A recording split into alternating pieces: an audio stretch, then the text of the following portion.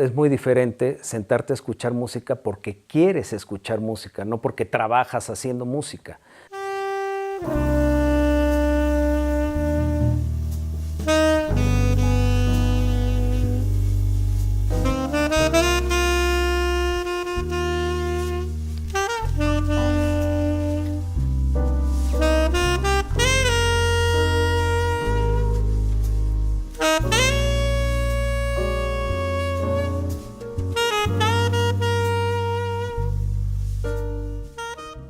Estaba estudiando música, la licenciatura en composición en el CIEM, y había mucha presión familiar de que la carrera de músico era una carrera complicada, que buscara alguna alternativa, y entonces se dio la oportunidad. Mi grupo de rock en ese momento se disolvió, mi mejor amigo se fue a Berkeley y yo me decidí ir a Grove School of Music a estudiar como una alternativa a la música ingeniería en grabación.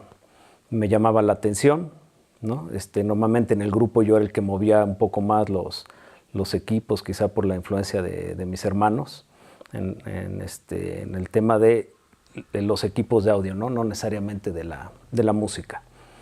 Entonces me fui a Grove School of Music, curiosamente, sin importarme tanto la parte musical, iba de lleno a la parte de ingeniería en audio, y digo, ahora es difícil volver el tiempo atrás, ¿no? Pero ahora soy jazzista y mientras estuve en Grove School of Music no sabía ni que existía el jazz, estando en una de las escuelas más importantes de jazz en el mundo, ¿no? En esa época, bajo la tutoría de Dick Grove, ¿no?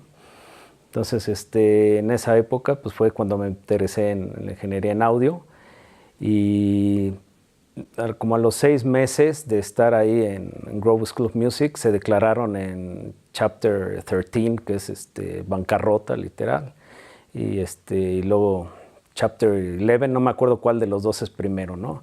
La cosa es que como extranjero tienes que pagar tus estudios por adelantado, y perdí mis colegiaturas de lo que me faltaba del curso, y entonces vas de regreso a México, y bueno, estando allá la parte, como dicen, se cierra una puerta, se abre otra. El fuerte de Dick Grove School of Music es una escuela de música, no una escuela de audio. Estando allá todo el mundo hablaba de Full Sail Center for the Recording Arts en Florida como el non plus ultra de las escuelas de grabación. Me regresé a México, me puse a trabajar, juntar ahorros otra vez, y entonces pagué para terminar mis estudios en Full Sail Center for the Recording Arts. Y en cuanto a ingeniería, pues sí fue otra experiencia muy diferente a lo que viví en Dick Grove, ¿no? El tamaño de los estudios, la calidad de los estudios, la producción, la escuela, la temática. La verdad es que sí fue el día y la noche en cuestión de audio, ¿no? Cuestión de música, pues todo lo opuesto, ¿no? Yo creo que todos los grandes músicos estaban en Dick Grove. Bueno, ahí mi ilusión fue ver el high-end en los Estados Unidos, que realmente había una diferencia muy grande con México. Empecé con Macintosh, pero pues te das cuenta que una línea no satisface todas las necesidades. Por ejemplo, Macintosh nunca ha tenido una tradición de bocinas, ¿no? Entonces, pues tuve que buscar bocinas para acompañar a la línea de electrónica, cableado, acondicionadores de corriente, ¿no? Entonces me fui empapando cada vez más de las diferentes cosas que se requieren en una cadena de reproducción de audio. Y uno de mis proveedores principales era un mayorista muy grande en Estados Unidos, entonces mi ilusión era irme a trabajar con él a los Estados Unidos. Entonces ese no es un tema fácil, nunca ha sido fácil el conseguir las visas de trabajo, justificarlo, dar pruebas de tus conocimientos, el por qué tienen que contratar a un mexicano porque en Estados Unidos no hay alguien que pueda cumplir tu función. Sí es algo que defienden mucho, me imagino que ahora quizá más, ¿no? Pero en esa época fue complicado, yo creo que me llevó como 3 años o 4 años sacar mi visa de trabajo e irme a Estados Unidos con esta persona a trabajar. Estuve con él 1 año y medio más o menos, y la verdad es que la experiencia laboral fue muy buena, y esta persona que me contrató como proveedor era fabuloso, pero como patrón la verdad es que no era el mejor patrón. Yo estaba acostumbrado a estar solo, ¿no? en el negocio, a moverlo totalmente de manera independiente. Y de repente enfrentarme a un patrón y a otras características me fue complicado. Y bueno, estábamos muy lejos, estábamos en la frontera de Nueva York con Canadá, en el pueblo de Niagara Falls, donde están las cataratas, pero del lado americano. Y esto porque la empresa tenía oficinas en Canadá y Estados Unidos. Entonces el patrón, la oficina canadiense estaba en Toronto, él iba y venía. Y pues sí estás alejado de todo en un pueblo de esas características, ¿no? Pues justo cuando regresé a México, pues decidí que quería seguir, era lo que sabía hacer, ¿no? Era lo que me apasionaba, estar con la música de lleno, con el audio. Justo antes de irme a Estados Unidos empecé a explorar en el jazz, como aficionado. Yo, como te comenté hace rato, no sabía nada de jazz. Estuve tocando en una banda de aficionados, aprendí mucho, empecé a conocer jazz, empecé tocando jazz tradicional o Dixieland, que es de fines de 1800 hasta 1920 más o menos. Y cuando regresé dije, quiero seguir en el audio y quiero aprender más de la música. Entonces decidí formar mi propia agrupación de jazz, que fue Jazz for All, o es Jazz for All, y invité a músicos reconocidos, o pues más bien se dieron las circunstancias más que invitar a músicos reconocidos, por tratar de aprender de gente que realmente conociera el tema a fondo, ¿no? Entonces empecé a hacer esas dos actividades de forma paralela, a reiniciar mi negocio, a volver a contactar clientes, a rehacer la cartera, ¿no? A conseguir nuevas líneas de electrónica.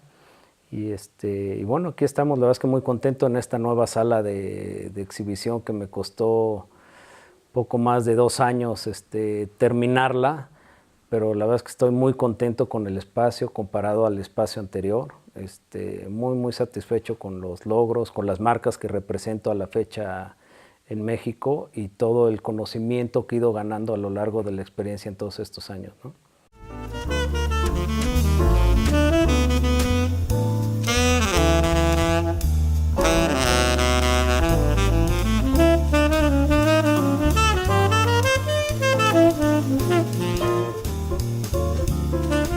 Yo creo que lo que yo he aprendido en mi experiencia es que el formato tiene poco que ver con lo que uno escucha al final, ¿no? Yo creo que uno de los grandes embudos que hay a la fecha, a pesar de toda la evolución de la tecnología, es la calidad de las grabaciones, ¿no? Si la grabación originalmente no fue buena, difícilmente cambiando el formato vas a hacer que suene mejor, ¿no? Yo diría que al contrario, si la grabación fue mala y la llevas a una resolución más alta, pues solo te vas a dar cuenta de más errores o evidenciar los errores que se hicieron a la hora de grabar, ¿no?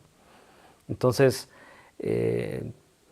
a mí el formato me dice poco, la grabación es lo que realmente creo que da el mayor impacto en la calidad final de lo que uno escucha.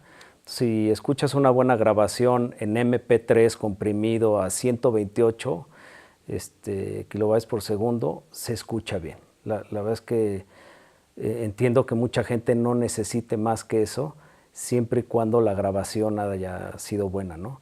Si esa buena grabación la llevas a la excelencia en reproducción, sea en un muy buen reproductor de discos compactos, en un vinilo, en cassette, en carrete abierto, ¿no? Yo creo que se va a escuchar mejor porque el resultado original era bueno, ¿no? Un poco en las preferencias del audio, yo creo que es un tema de percepción y de gustos, ¿no? No hay dos equipos que suenen igual, todo suena diferente, ¿no? Entonces, la experiencia de escuchar en vinilo, yo no diría que sea necesariamente mejor o peor, simple y sencillamente es diferente. Y sí hay cosas que en vinilo, para mi gusto personal, suenan superior a su versión en disco compacto, ¿no? Pero también hay algunas versiones en disco compacto que son superiores a su versión análoga, ¿no? Entonces, volviendo un poco a cómo fue grabado y cómo se hizo el trabajo, ¿no? El tema de remasterizar un producto, por ejemplo, también para es un tema realmente de apreciación, es agarrar lo que se grabó con la reinterpretación de otro ingeniero, ¿no? Entonces es el sabor que cada quien le da y puede ser mejor o peor, o sea, no por comprar una remasterización 2017 va a sonar mejor que su contraparte grabada en 1958, ¿no? Puede ser que para el gusto de uno el trabajo original que se imprimió, que salió a la luz por primera vez, sea superior que una versión actual, ¿no? Yo creo que las diferencias importantes entre la alta fidelidad y el sonido profesional, el comparar lo que uno reproduce en un ambiente propiamente residencial, a diferencia del profesional, es que por un lado la inversión tiene que ser congruente con lo que uno cobra, ¿no? Entonces, por eso dicen que los mejores equipos del mundo están hechos para casa, no están hechos para profesional. Eso de que dicen, es que esta es calidad profesional, no compagino con esa idea o esa teoría, ¿no? Porque en un estudio de grabación inviertes en medida de tus posibilidades y en medida de lo que vas a recuperar, ¿sí? O sea, finalmente es una inversión y es un negocio. Entonces, inviertes tanto en tu estudio, cobras tanto a la hora y esperas recuperar tu dinero en tanto tiempo, ¿no?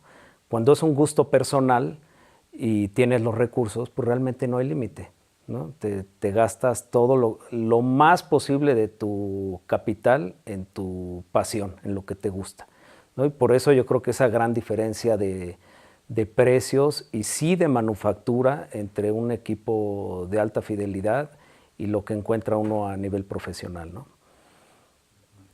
Luego, por otra parte, en el ámbito profesional, pues son muchas cosas en las que hay que invertir, ¿no? Porque no solo son las bocinas, no solo es la amplificación, es la consola, toda la microfonía, todo el cableado, todos los procesos, obvio un espacio adecuado para llevar a cabo las grabaciones. Entonces, el presupuesto se tiene que dividir entre todos esos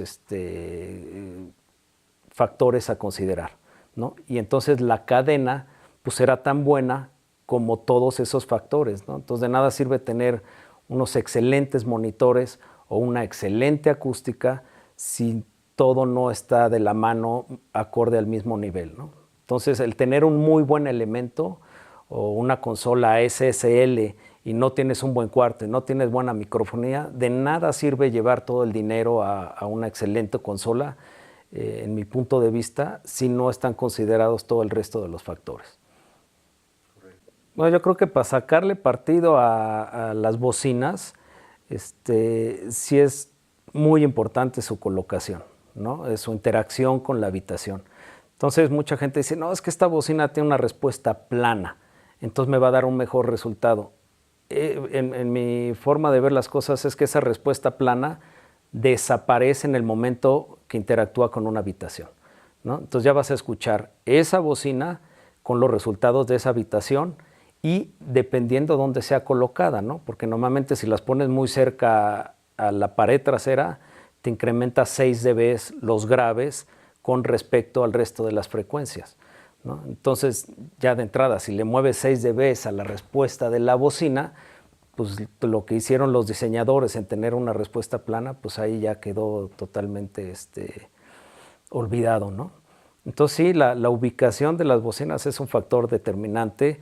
Yo creo que en los estudios finalmente tiene que ser un equilibrio entre las condiciones de trabajo y el desempeño que puedas obtener, ¿no? Entonces, la mayoría de los estudios tienen una consola en medio, ¿no? Normalmente en casa, por ejemplo, se recomienda que no haya una mesa de centro entre tus bocinas y tu sillón, ¿no? Entonces, por ejemplo, la mesa que tengo yo aquí en mi sala tiene ruedas. Entonces, en un caso crítica de escucho, la quito si quiero realmente no tener la interferencia del primer reflejo de las bocinas con la mesa, ¿no? En el caso del estudio es igual. Si tú tienes unas bocinas en el Meter Bridge, tienes un primer reflejo de la consola hacia tus oídos y eso cambia totalmente la respuesta de las bocinas, ¿no? No, la acústica del estudio ya no importa porque el primer reflejo que tienes en monitoreo de campo cercano es muy fuerte ese primer reflejo porque la distancia es muy corta. Si tienes acústica en el techo, en las paredes, tube traps, de nada van a influir en ese sonido en ese momento con tus oídos, ¿no? El sonido directo que tienes del campo cercano va a ser la suma de tus monitores con el reflejo de la consola, ¿no?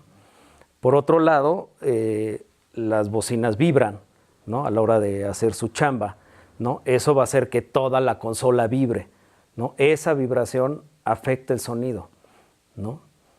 Entonces, quizás son detalles, pero en mi forma de ver las cosas es que todo eso hace que el ruido de piso vaya subiendo, subiendo, subiendo, enmascarando muchas cosas que a la hora de escuchar pues ya no las oyes porque el ruido de piso fue muy alto, ¿no? Son muchas interferencias en la cadena de reproducción. Bueno, más bien de grabación en el estudio, ¿no?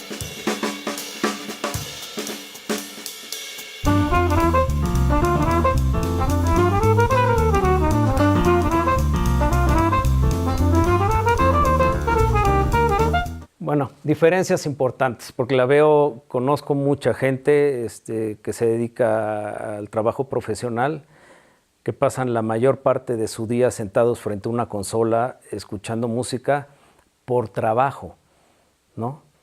Pero es muy diferente sentarte a escuchar música porque quieres escuchar música, no porque trabajas haciendo música. Yo creo que esa es una de las diferencias muy importantes.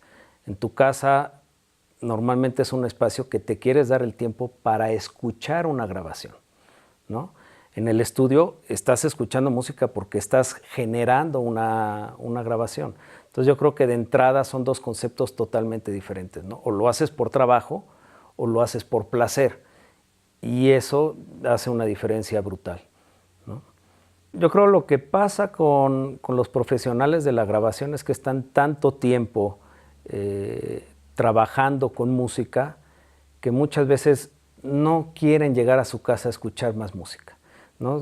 Yo creo que todos estamos familiarizados con el tema de la fatiga auditiva, ¿sí? El estar escuchando lo que sea provoca fatiga auditiva, ¿no? Llega un momento en que escuchar silencio es muy agradable, ¿no? El estar en casa o desconectarte de la música y a lo mejor ver una película o leer o convivir con la familia o cualquier otra cosa, ¿no? Entonces, mucha gente profesional no tiene esa inquietud de tener un buen sistema de audio en casa porque por un lado dicen, bueno, yo tengo un gran sistema en mi estudio, sí, pero lo usas para escuchar música, ese es el tema, ¿no?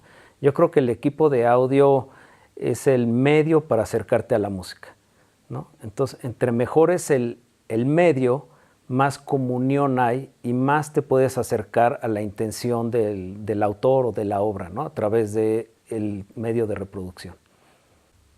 Un tema que también me llama mucho la atención es que supongamos que nos gusta mucho un artista, ¿no? Hay un concierto en la Sala Nesa. Para empezar, pues tienes que comprar tus boletos con cierta anticipación, ¿no? Que tienes que ir tal día, a tal hora, enfrentarte posiblemente al tráfico de la ciudad, el estacionarte, el llegar con tiempo, que si está lloviendo, que si no está lloviendo.